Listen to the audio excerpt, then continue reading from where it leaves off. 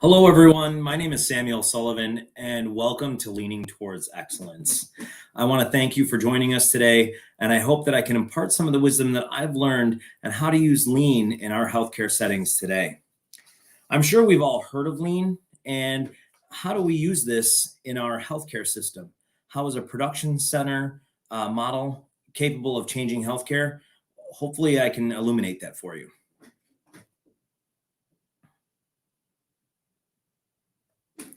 So again, what is lean? Well, lean is a unique way of looking at manufacturing. It's all about owning the process, caring to fix issues, and creating an on-demand manufacturing to reduce waste. And so how can we transition that into healthcare? Well, I'm really glad you asked. A lot of times what we do feels like an assembly line, right? One patient after another, one task after another. And of course, all of our tasks are time sensitive, especially when it comes to the patient's point of view. And I know that we all stop to care to fix issues, right? We stop, we look at an issue, and we fix it. Well, currently that isn't the model. Currently we work around. So in healthcare, we need to start caring to fix those issues. And before we move any farther, I really want to ask one question. What is the cost of healthcare waste in the USA currently? Well, according to the Journal of American Medical Association, and I want you all to brace yourselves for this number, it's $900 billion. That's billion with a B in medical waste is estimated to occur every year in the United States in overtreatment, failure of care delivery, or fraud.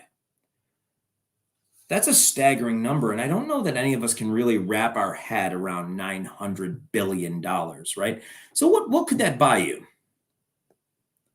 Well, maybe you've seen this place before. This is Buckingham Palace. And if you wanted to buy this, you could. 900 times over. Or you could give free healthcare to 1/5 of the United States and more. What would a country look like with free insulin? What would a country look like with free medications for the people who need them? With a happier, healthier, and more valued people? Well, that's where I feel lean can really lead us. And as a healthcare nation, that's something for us to strive for. But really, I want you to focus on that one word I just used, valued. Value. People make the process. Your people, patients, you make the process. And when people feel valued, they find that they become truly invested in the process, both with their time and their effort. And those can yield mountains of cost savings initiatives for your facilities. Thus, valued people create a valued and efficient process. No one wants to work inefficiently.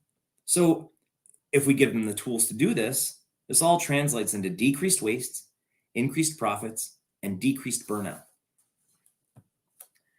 Yeah, I know, but why are we here? It's kind of a buildup, right? I had some music, Buckingham Palace, $900 billion with a B.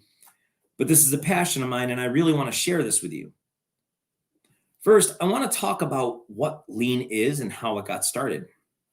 Then I want to show you how I've adapted what I have learned to try and bring about a lean unit in my facility. And lastly, I hope to give you some tools to help you succeed at your lean endeavor. The road I took to lean started with a coworker who asked if I wanted a clinical advancement project back in 2010. In my facility, a clinical advancement project usually means a substantial raise, so I jumped at the chance, not even knowing what the project was. I started small, and soon I found out that I was saving hundreds of thousands of dollars for our institution just by removing products that weren't being used. After the next few years, my team and I reduced inefficiencies, and I continued working in the OR as well, all while I was using latex gloves and slowly developing a latex allergy. In 2013, I changed my focus from open heart to ophthalmology. I was put on an amazing unit with fantastic people. These people had a breeding ground for lean endeavors and change. and ultimately led to huge successes ranging from efficiency and patient safety to huge dollar savings in the hospital. In 2016, we were able to convert the basement operating room, consisting of 30 operating rooms, to biogel gloves, and the second floor with 6 ORs was converted to biogel latex free. So, Lean, how did I get started and what was my training? Well, I was trained by the Kodak Lean team, which was trained by the Toyota Production Systems team. They instructed us thoroughly about culture, buy-in, and at the heart of Lean is the people. Unfortunately, Kodak has gone through some harsh transitions, but they are on the mend and coming back. Not as a photo company, but a comeback is still a comeback, right? So in 1950, Mr. Toyota visited the Ford Rouge Detroit plant, and together with Mr. Ono, he created the Toyota production system known as lean manufacturing. The new structure included the entire value chain. They first got inspiration from their production system at an American supermarket, a Piggly Wiggly to be precise. I don't know about all of you, but I love a Piggly Wiggly, so I'm totally down with this concept. But when they looked at Piggly Wiggly at the time, this is back in the 50s, mind you, you would walk into a Piggly Wiggly with your list of what you wanted to bring home from the store. You would give it to the clerk, and the clerk would go out and find those items, bring them back to you. You would pay, and you would leave. Now, for the store, this is incredibly inefficient. However, Piggly Wiggly changed it, and they let the customers go and find the items, which was tremendously more efficient for the store, but also the patients got to browse through, maybe making more purchases. The shoppers were happier, and the store's clerks were relieved that they had less work. Everybody received buy-in, especially when that's all the store workers had to do was restock instead of go search for things. Toyota made sure that it had influence not only on production, but also on the supply and distribution, much like letting the customer roam the store. And the Toyota production system was, first of all, a culture of partnerships, suppliers, salespeople, but most importantly, with employees with Toyota. And on top of that was a structure of tools and systems that allow this culture. I believe the lean elements can really be broken down into 5 essential steps or headings, if you would. Some people say 6, some people say more. The way I looked at it and the way I've used it, I've found that 5 works best for me. First is empowering workers, transferring maximum power and tasks to those who do the job. 2 is owning the entire process, the distribution and customer obsession. Partnerships strengthen reliability of supplies, and customers feel appreciated and they will return. 3, eliminating waste, using just-in-time production. JIT allows lower direct on hand, but supplies can be on hand just in time for need, limiting over-ordering and overproduction, as well as filling our storerooms. Efficiency, building systems that yield minimal waste. And number 5 is, I really believe, the most important, and that's called jidoka. It's a Japanese word meaning stop and fix. Producing quality and eliminating defects by solving problems at the root, stopping and fixing an issue once it's discovered instead of creating a workaround. In order to do this, we have some tools in our belt that we can use. And one of those tools is called a Kaizen. Now, don't let the word scare you. Really, all it means is a change for good. And instead of looking at it as a word, you have to look at this as an event. We are going to hold a Kaizen. And what that means is we are going to gather up everyone that's involved in this problem, and we're going to create a change for good. And the next one is Genchi Genbutsu, which really is easily summed up as saying, go and see for yourself. Go to the source of the problem and take a look. The next one are called going to Gemba. And this is on a separate slide because I really think that this deserves its own discussion. A Gemba walk can be used to see the issues and have a team discussion. This is probably the most helpful tool I can give you. If you want to know what a Gemba is, I tell you this. If you are driving down the road and you start hearing a pop, bang, thud, thud, thud, thud, thud, and your car starts handling weird, you pull over to the side of the road. You don't pull up your phone and call AAA and say, I have a problem. Usually you get out and you go to where the problem is. You take a look around your car. And what did you find? You found you have a flat tire. So now you know the problem. You're involved with the fix. You can either call AAA or fix the problem right there. Maybe you don't drive. Maybe you own a home. And maybe you have a leaky roof. When you call the repairman, he doesn't just say you have a leaky roof. He goes up there and takes a look. And all the while, you're very respectful to them. And I say respectful because when you go to a problem, somebody alerts you of an issue and you go to that problem, remember that problem, that area of work is someone's passion. And so I tell you that this is the most important because this is where you can show respect to your team. You come and you say, oh, I see you have a problem. Tell me of this problem. And it allows direct observation, which we in medicine are very familiar with, and allows us to diagnose an issue. And with a Gemba walk, brainstorming can occur, and some potential solutions, limitations, or hurdles may be found during these discussions. Remember, again, that these places you go and processes you see are someone's job and maybe someone's passion. So be very respectful. So I want to ask you, now that we know what lean is, and we have some tools, I want you to think, what would your facility look like with a 20, 30, or even 50% reduction in waiting, financial waste, or maybe an increase in standardization? I want you to think about these while we go over the next section. And as we talk about the wastes that we're going to talk about, I want you to think, how can this apply to my healthcare institution? But before anybody asks, well, what are the wastes? I want to introduce you to my friend, Tim Woods. When I was first learning of lean manufacturing and lean process, they kept talking about how Tim Woods was coming on the first day. Tim Woods was going to be showing up on the next day. Tim Woods is coming. Tim Woods is coming. And I really wanted to meet this man who was so in tune with all these wastes. And they introduced him as this young man here. And Tim Woods it's an acronym for all of the wastes that we have in healthcare. And I'm sure that you can all look at these and find at least one instance that you have worked with, maybe in the last month, that, oh, yeah, that waste in healthcare, that applies to us. Remember, no institution is perfect, and there's always room for growth. So let's take a look at these, shall we? Transportation. Not just moving things, but patience, yourself, or shuffling around items.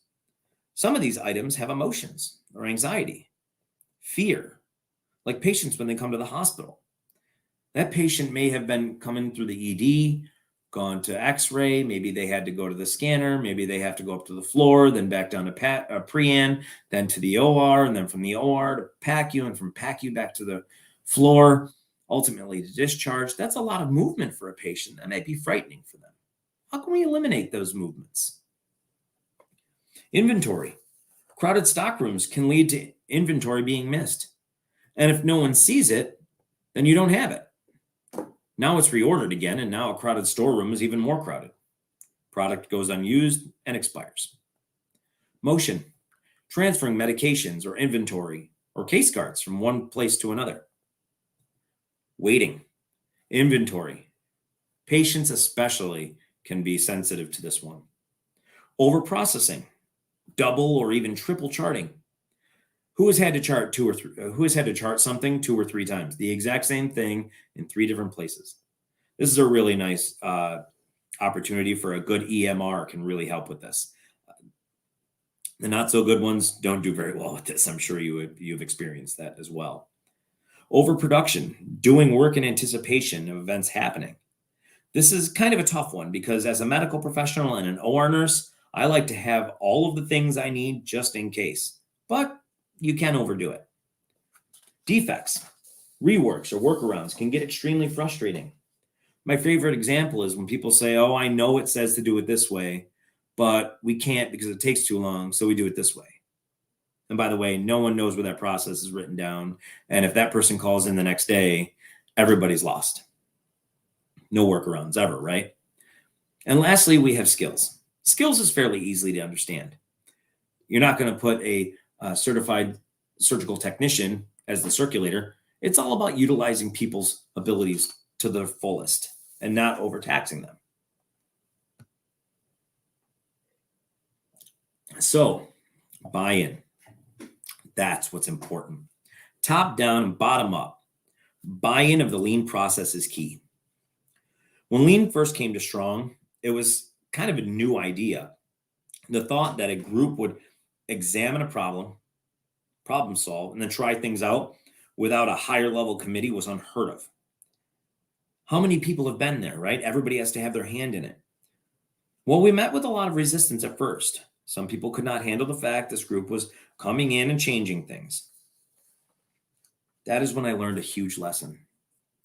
My father always used to say that the squeaky wheel got the grease, and I never quite knew what that meant. Until we were in a Kaizen, remember that's an event, a change for good, and we had a team member who was constantly shooting down every idea. I'm sure you know this person, maybe not at work, maybe in your life, but someone. Oh, we've already tried that. It's not going to work. This isn't going to work. That's not going to work. And we all started losing steam. And my mentor was not losing steam and was actually kind of thrilled by this. And the next day we came in and he and that person had a very lengthy conversation. And ultimately what resulted of that conversation is that person didn't think this was going to work because nothing works in this hospital. Nothing works here. Nothing works. Well, my mentor made that person head of the committee, head of that Kaizen, and a miraculous shift happened. The team member became pivotal. They were brainstorming. They were supporting other ideas. They were leading the charge to solve this issue. He greased the squeaky wheel. He gave her buy-in. And after talking to this person, they told me that they were ultimately hopeful, which they hadn't had in a while. So yeah, buy-in. It's important at every level. In fact, if your staff sees that you aren't fully on board with the lean process, or they feel that you're being forced into this, that can be just deleterious effects for everyone. Leaders lead, and lean leaders lead better. Buy-in is contagious. And if your staff sees you're jazzed about it, they will be too. So how do we develop the organization? By developing our people?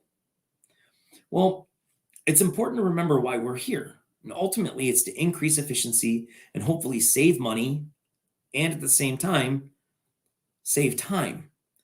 Your staff is ultimately your organization, and if they've been treated fairly and included in the process, they will make your organization better. And when you're going through the lean process and showing results like, hey, we saved $2,000 last month with this venture, it's important to show your team that the monies you've saved aren't just going into the ether. Show them we used those $2,000 in capital. And by the way, this person who gave this lean project and led it to success, this is a recognition for them. Sometimes a pat on the back really is worth way more than a pizza party. But realistically, a lean unit needs to support their employees and show them that they're valued with everything, whether they've succeeded or failed. So we have to look at the right process and the right results, right? So during your lean investigation, it's important to remember that if something isn't broken and it is efficient, you may want to leave it alone. Sometimes the enemy of good is better. I'm sure we've heard that. You have to work to create continuous process flow. You want to look to design a process that flows, removing reworks or workarounds. And again, stop to fix issues, problems. This sounds silly, and I keep mentioning that stopping to fix. I mean, if you think about it, why wouldn't you stop to fix an issue? Well, we don't stop, do we? We create the dreaded workaround. You have to work to level out the workflow. This works towards the skills waste. If one OR consistently has 12 cases a day, and maybe the other OR has 2, maybe shifting the staff from time to time to challenge the team that only has 2 cases a day to work faster, or maybe the team that does 12 cases every day would like a slower day. That can decrease burnout. And decreased burnout, increased retention. Increased retention means less money orienting, and orienting costs money. Visual cues to remove issues are imperative. And we have to look at visual cues as the things we know. We know that when the needle is on E, that doesn't mean enough. That means it's empty and we need to fill up our tank. Or if we see one of these symbols on the right, we know not to go beyond that door because something is going to hurt us. And that's what we have to look for lean. How can we create something that shows us immediately that something is wrong, or maybe that something needs to be refilled? All of these things are tools you can use to create your own lean process. So, Strong Memorial Hospital. Our vision at Strong Memorial Hospital and the University of Rochester Medical Center is ever better, or Meliora. The university has been extremely helpful with the lean process. Buy-in from the top down. We want a lean project, go for it. We'll support you. That's what high reliability organizations do. They tend to be lean organizations. They tend to stop and fix issues. They tend to build in redundancies to create a safety net. And lean organizations strive to become high reliability organizations. Those two should go hand in hand. And so what? How does this stuff save money? I know you're asking that, and you're probably asking, where do we start and who can do this? Well, I can give you the answers to those questions. The answer is, I'll show you, and anywhere it can happen, and anyone can do this. So first you start with the low-hanging fruit. You walk through the center core or the area where you keep your materials, material processing department. You look for that item with dust on it. When was the last time that item was used? You start wherever you can. Trust me, nowhere is perfect. And I guarantee you that if you think of one product you haven't used in 2 years and it's going to expire, so why not? Why order more? Eliminate that product and see if you can save yourself not only time and money, but if you eliminate that product, don't you also save space? And if you're saving space, that means someone doesn't have to check those expiration dates. Someone doesn't have to reorder that. Someone doesn't have to restock that. So you're saving that person's time. That person's time has a monetary value. All of these things lead to saving money. Now, before we head any farther, I have to tell you that there is a warning I'm going to place on something. And that's my favorite aspect of lean. It's called a just do it. It's called, I'm not going to ask anybody. I'm just going to try this and see what happens. It can be a huge success, but just do it, sorry, Nike, can be a problem. So here's how it works. If you find a problem with an obvious solution, then it may be beneficial just to change it. This can be a double-edged sword. If it works, you look like a genius. However, if it doesn't, that frustration may work far upstream and come to bite you in a place you don't want to be bit.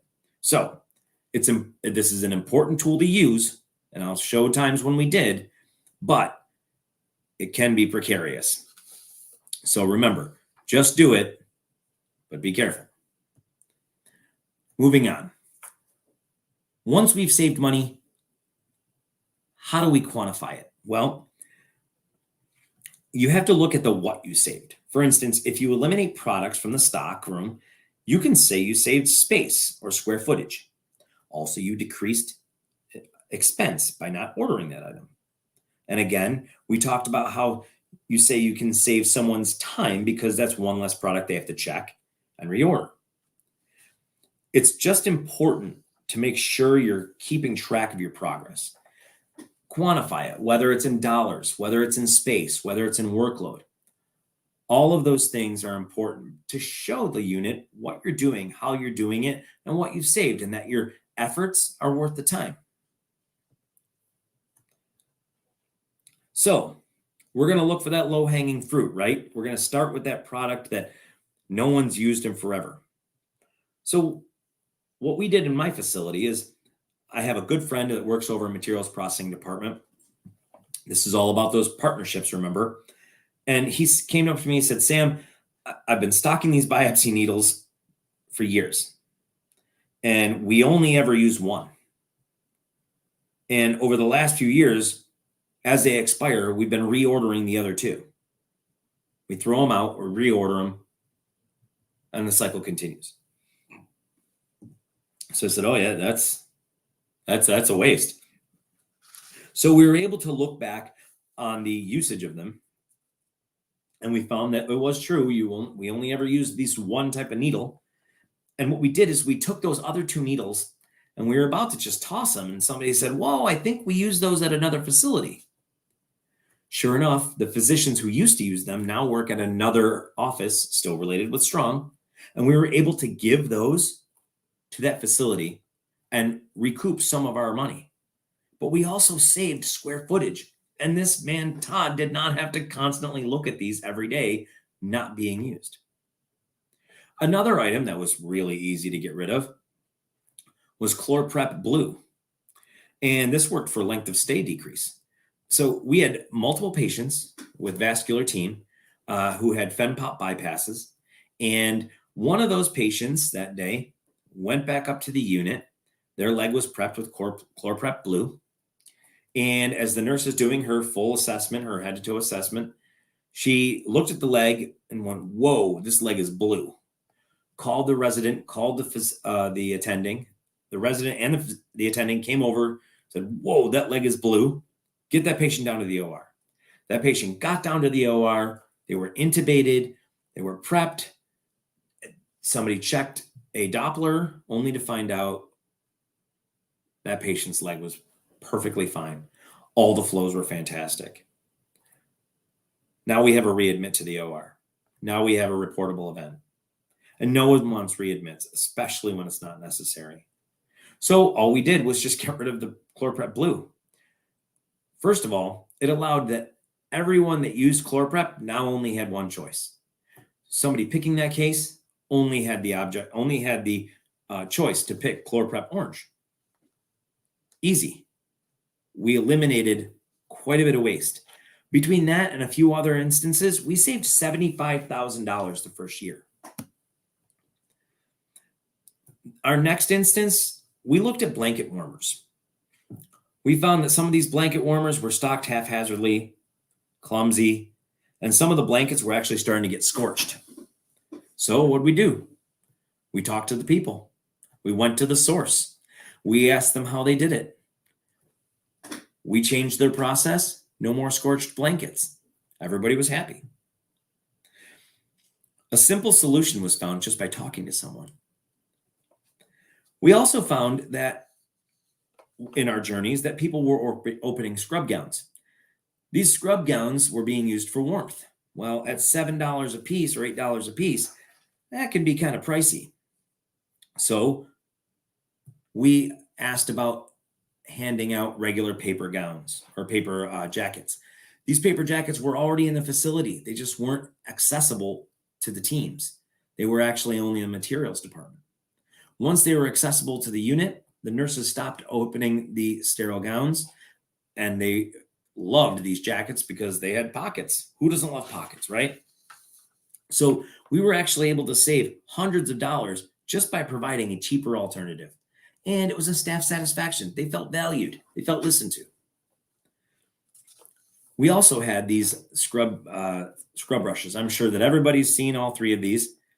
And when I first came to Strong, they were put into a giant bin.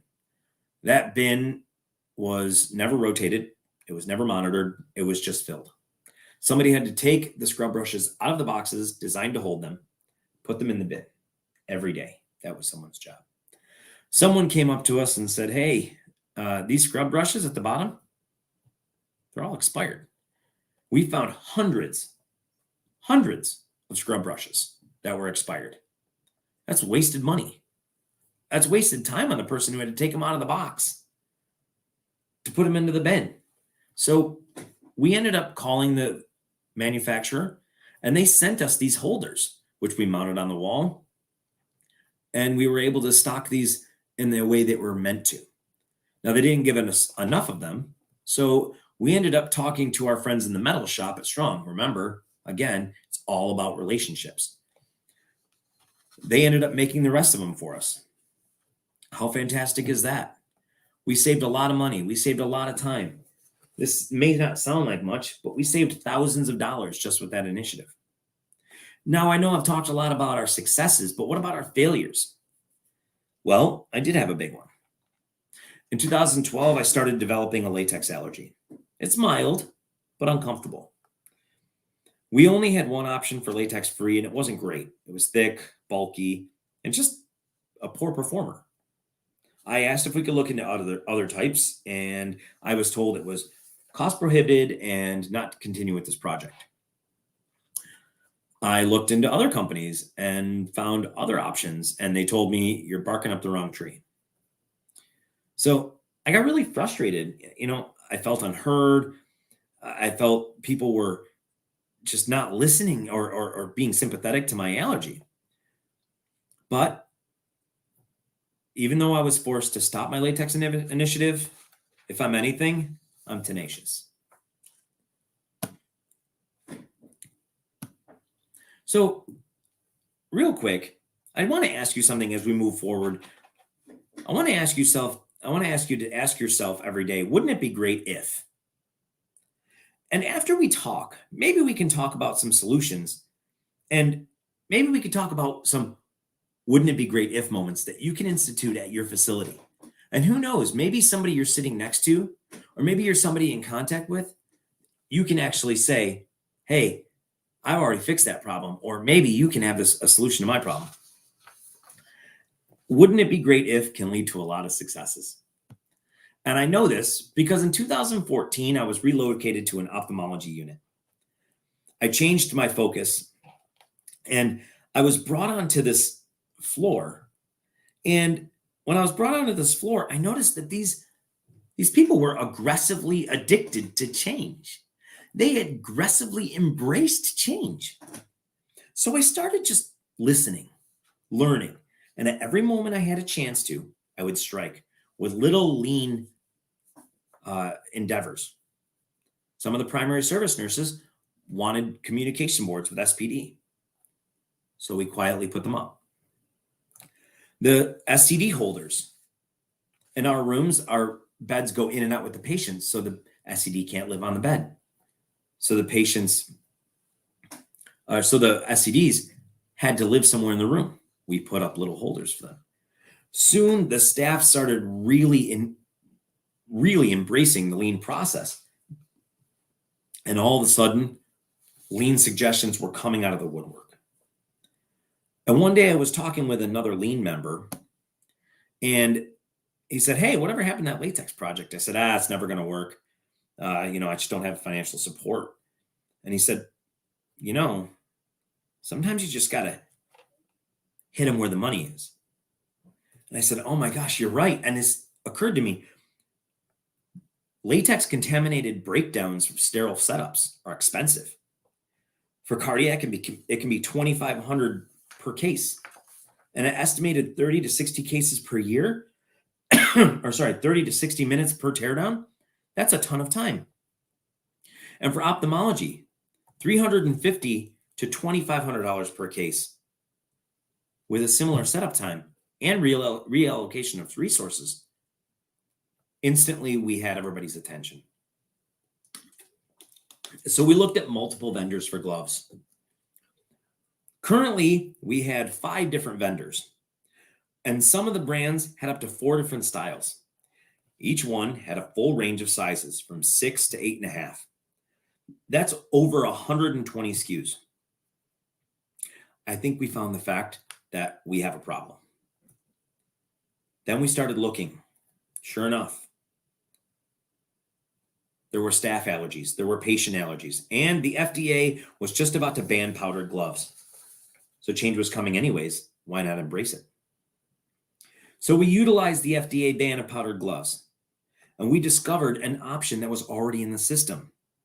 Biogel's synthetic PI gloves were already in the OB department, and they loved it. The product was already here.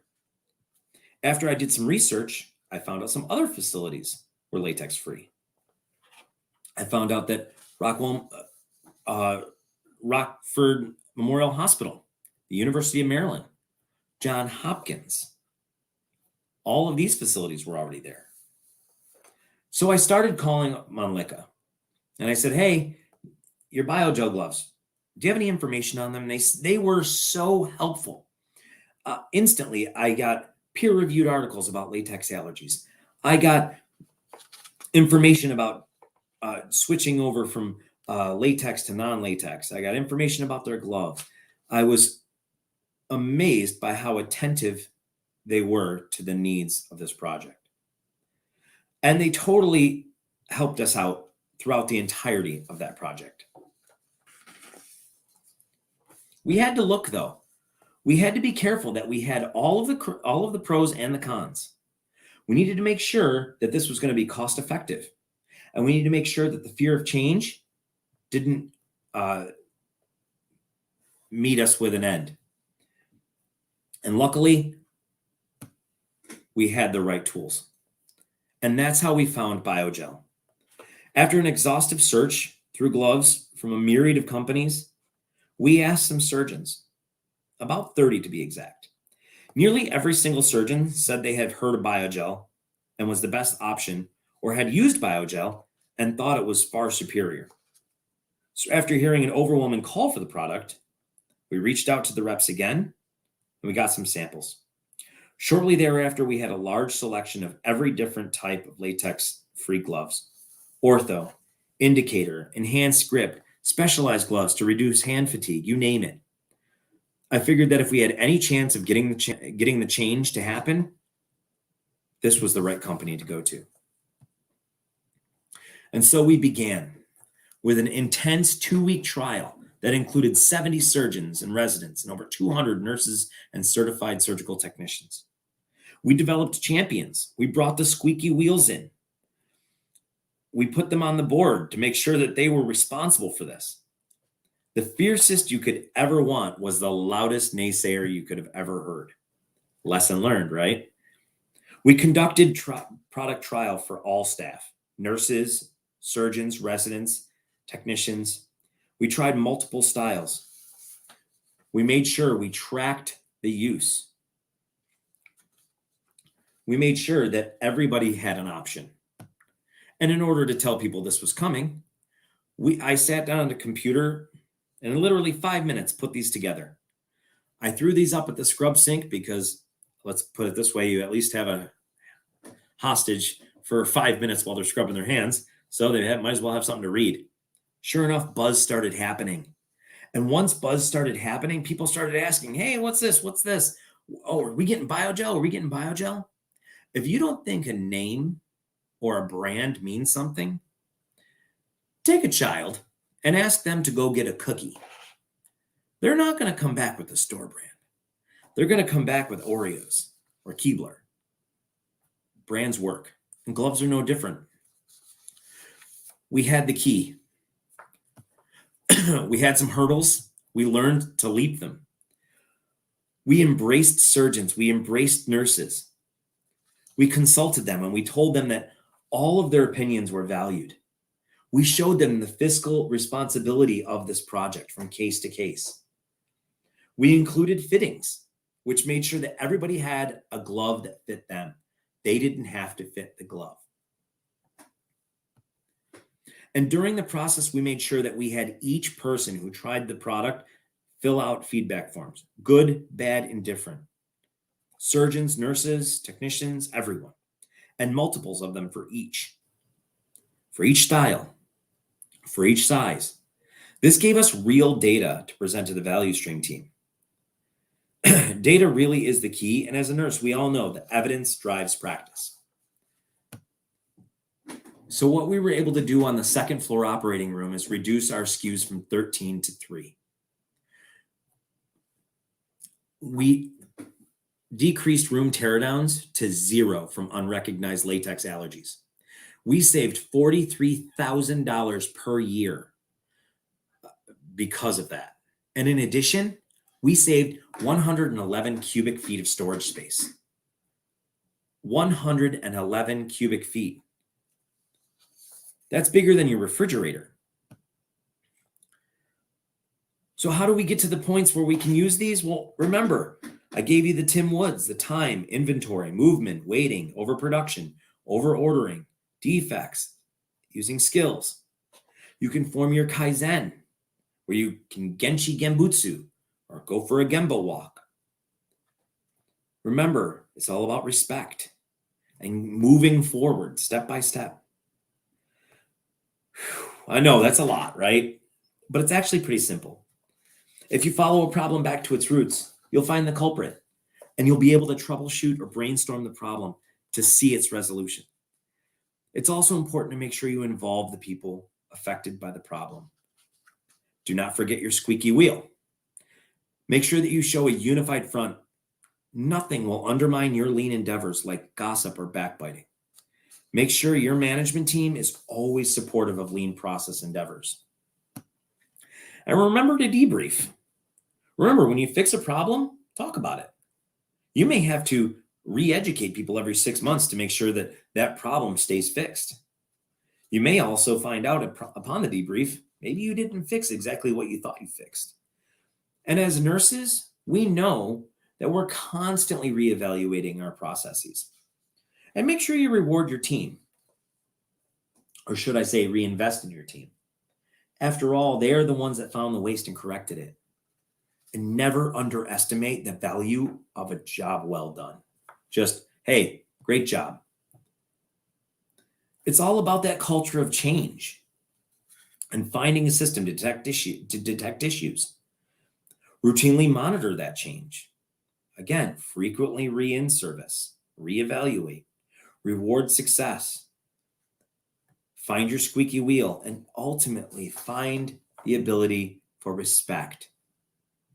Because a culture of change is followed by a culture of respect. High-level buy-in from management will make sure that everyone buys this from the top down.